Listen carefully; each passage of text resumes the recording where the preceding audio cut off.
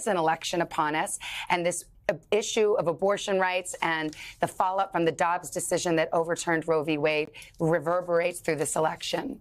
Savannah, it is one of the biggest X factors in this election. We're going to see that on the display tonight when the two candidates face off the first general election debate. We know that former President Trump, who proudly says, yes, he's responsible for having Roe v. Wade overturned because he appointed the 3 conservative Supreme Court justices who made that possible. He's also said, politically speaking, it is a very difficult issue for Republicans. So he said this should be a matter that gets decided by the states. But that's what's so interesting. Can I just interrupt you right here? Because when he says, let's let the states decide, we're seeing in the real world, the state law and the federal law are on a collision course. And that's the point that you are going to hear, I would expect, and I've been working my phones, you're going to hear President Biden tried to make tonight, that not only is this a murky, complicated, dangerous picture for women in these states that do have these very strict abortion restrictions, but it is also, he will likely argue,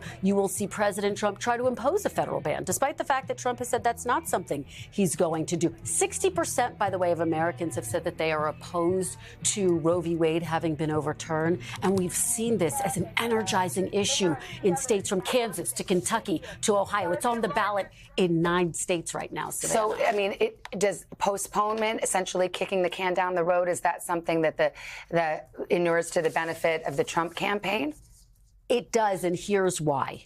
I think that ultimately speaking, this would have given President Biden a little bit more grist to make the argument if, for example, they had sided with Idaho, to make the argument, look at how dangerous this is for the women in Idaho. But I don't think he's going to let it go. Again, I think he's going to make that argument that we just talked about, that this is a murky picture and that in and of itself is quite complicated. Now, if the court had decided with Idaho, I think that the administration would have talked potentially about some executive actions to really try to capitalize on that. But this is going to be a big topic tonight, Savannah. Well, we should point out the law that is at issue here, the federal law that's at issue, doesn't say anything about abortion. It just says you have to provide emergency stabilizing care. It's the Biden administration's interpretation of that law that is what started this whole thing off. Thanks for watching. Stay updated about breaking news and top stories on the NBC News app or follow us on social media.